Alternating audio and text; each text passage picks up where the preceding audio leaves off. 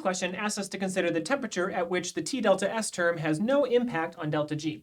The temperature at which a change in entropy, whether it's positive or negative, where the change in entropy has no impact on delta G.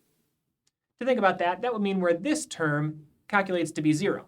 Because if this T delta S term is 0, then the delta S has no impact on delta G. The only way that can be true is if T is itself 0. But let's think about that for a second.